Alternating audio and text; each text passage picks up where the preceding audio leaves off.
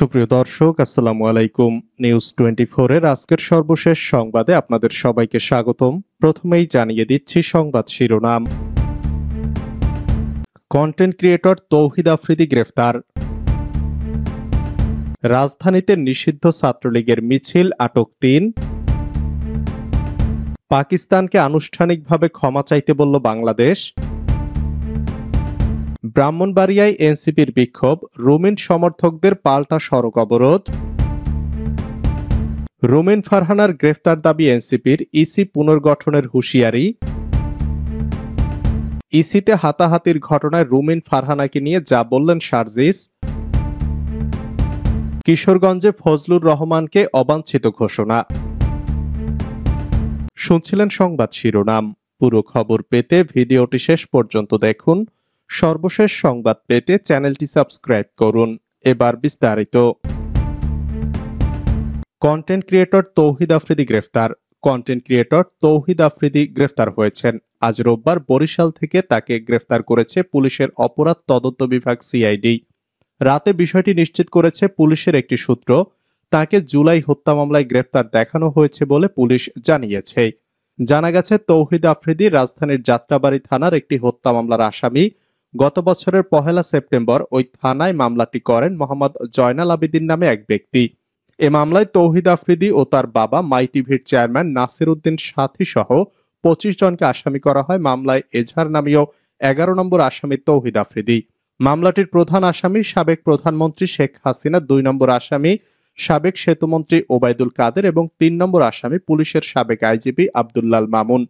এর আগে গত 16 আগস্ট গ্রেফতার হন তৌহিদ আফ্রিদির বাবা নাসির উদ্দিন সাথী। বৈষম্য বিরোধী আন্দোলনে হামলা ও আন্দোলনকারীদের হত্যার অভিযোগে যাত্রাবাড়ি থানার মামলায় 5 দিনের রিমান্ড শেষে কারাগারে পাঠানো হয়েছে তাকে। রাজধানীতে নিষিদ্ধ ছাত্রলীগের মিছিল, আটক 3। রাজধানীর গুলিস্তান মাওলানা ভাসানী হকি স্টেডিয়াম এলাকায় সাংগঠনিক কার্যক্রম নিষিদ্ধ ঘোষিত ছাত্রলীগের কিছু লোকজন জড়ো হয়ে মিছিল করার চেষ্টা করলে পুলিশ ও জনতা ধাওয়া দেয়।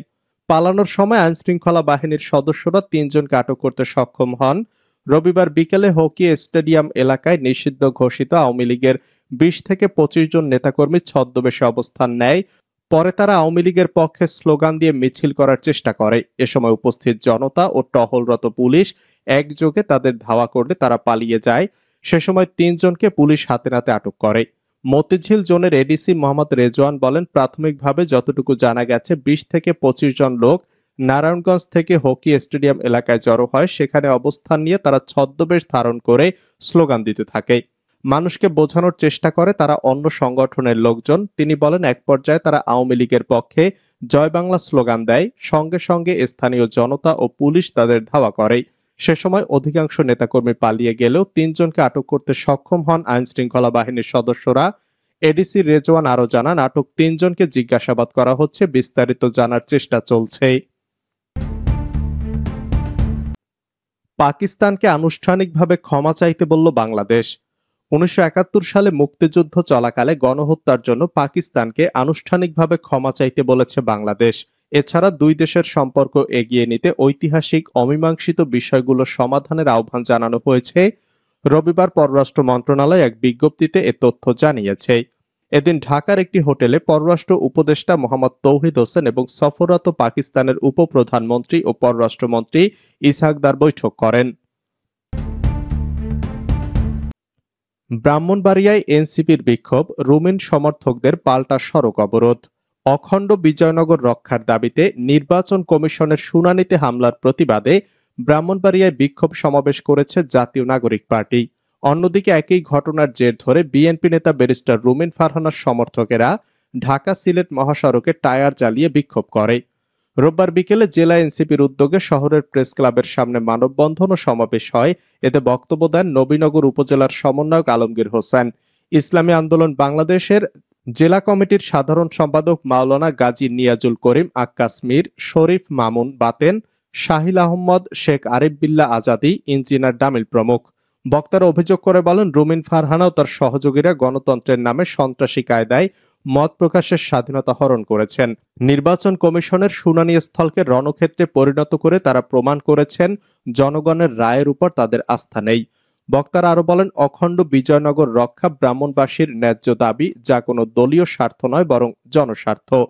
অন্যদিকে বিকেলে আশুগঞ্জের শাহবাজপুর প্রথম গেইট এলাকায় মহাসড়কে টায়ার জ্বালিয়ে বিক্ষোভ করেন রুমিন ফারহানার সমর্থকেরা। এ সময় তারা এনসিপি নেতা মোহাম্মদ আতাউল্লাহর দৃষ্টান্তমূলক শাস্তির দাবি জানান। রুমিন ফারহানার গ্রেফতার দাবি এনসিপির, ইসি পুনর্গঠনের হুঁশিয়ারি। নির্বাচন কমিশনের শুনানিতে বিএনপির হামলার প্রতিবাদ জানিয়ে দলটির সহ আন্তর্জাতিক বিষয়ক সম্পাদক ব্যারিস্টার রুমিন ফারহানাকে গ্রেপ্তারের দাবি তুলেছে জাতীয় নাগরিক পার্টি। একই সঙ্গে নির্বাচন ভবনে বিএনপির হামলার বিচার না হলে কমিশন পুনর্গঠনের দাবি জানিয়েছে দলটি। রোববার বিকেলে রাজধানীর আগারগাঁওয়ের নির্বাচন ভবনে আয়োজিত সংবাদ সম্মেলনে এসব দাবি জানান এনসিপির নেতারা। সংবাদ সম্মেলনে এনসিপির যুগ্ম মুখ্য সংগঠক মোহাম্মদ আতাউল্লাহ অভিযোগ করে বলেন, রুমিন ফারহানার নেতৃত্ব ও নির্দেশে আমাদের উপর হামলা হয়েছে। এ সময় এনসিপির মুখ্য সংগঠক হাসনাত আব্দুল্লাহ বলেন, বিএনপির আওয়ামী লীগ বিষয়ক সম্পাদক হচ্ছেন রুমিন ফারহানা। হোন্ডা গুন্ডার নির্বাচনকে আমরা ভারতে পাঠিয়ে দিয়েছি।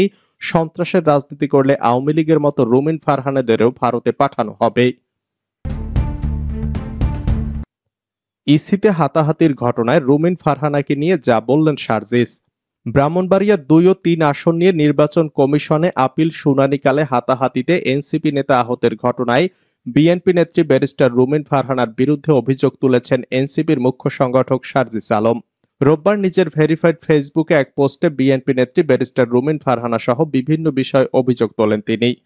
সার্জিস লিখেছেন, একদিকে জনাব রুমিন ফারহানার পোষ্য কর্মীরা এনসিপির কেন্দ্রীয় নেতাকে শারীরিকভাবে আঘাত করছে, আর অন্যদিকে জনাব রুমিন ফারহানা গালমুখ ফুলিয়ে বিএনপির কেন্দ্রীয় নেতা ও আইনজীবী ভাব নিয়ে অন্যদিকে মুখ ফিরিয়ে দেখেও না দেখার ভান করছে। টকশোতে বড় বড় সুশীলতা দেখানো যায়, লেকচার দেওয়া যায়, কাজ দিয়ে প্রকাশ পায় কে সুযোগ পেলে আবার আগের পথে হাঁটবে আর কে সংশোধন হবে। ইসি অফিসে আপিল শুনানিতে যোগ দিতে এসে এনসিপির সিনিয়র মুখ্য সংগঠক আতাউল্লাহ বিএনপি নেত্রী রুমিন ফারহানার কর্মীদের হাতে মারধরের শিকার হন। তার অপরাধ শুধু সীমানা পুনর্নির্ধারণের বিরোধিতা করে আপিল করা। বিএনপিকে আওয়ামী লীগের চরিত্রে ফিরতে চায়, জোরজার মুল্লুকতার বানাতে চায়, এই সুযোগ দেওয়া হবে না। ইসির ভেতরেই একজন শীর্ষ নেতার নিরাপত্তা যদি নিশ্চিত না করা যায়, তাহলে এই অথর্ব ইসি কিভাবে সারা বাংলাদেশে অন্যান্য দলের নেতাকর্মীদের নিরাপত্তা নিশ্চিত করবে, সুষ্ঠু ভোট সম্পন্ন করবে? কিশোরগঞ্জে ফজলুর রহমানকে অবাঞ্ছিত ঘোষণা। সাম্প্রতিক বক্তব্যের প্রতিবাদে নিজ জেলা কিশোরগঞ্জে বিএনপির চেয়ারপারসনের উপদেষ্টা ফজলুর রহমানের ছবিতে গণজুতা নিক্ষেপ কর্মসূচি পালন করেছেন সাধারণ শিক্ষার্থীরা। রোববার সন্ধ্যায় গুরুদয়াল সরকারি কলেজ মাঠে এক কর্মসূচি অনুষ্ঠিত হয়। একই সঙ্গে জেলায় তাকে অবাঞ্ছিত ঘোষণা করা হয়েছে। সম্প্রতি এক বেসরকারি টেলিভিশনের টকশোতে ফজলুর রহমান জামায়াত ইসলামীকে কালো শক্তি এবং তাদের সহযোগীদের রাজাকারের বাচ্চা আখ্যা দেন। একই সঙ্গে তিনি দাবি করেন, গত বছরের 5ই আগস্ট শেখ হাসিনার পতনের জন্য মূলত জামায়াত শিবিরের ষড়যন্ত্র দায়ী। তার এই মন্তব্য কিশোরগঞ্জের শিক্ষার্থীদের ক্ষুব্ধ করে তোলে। শিক্ষার্থী খলিলুর রহমান বলেন, ফজলুর রহমানের বক্তব্য অত্যন্ত ঔদাত্যপূর্ণ, তাকে শোকজ করা হয়েছে শুনেছি, আমরা তার বহিষ্কার দাবি করছি।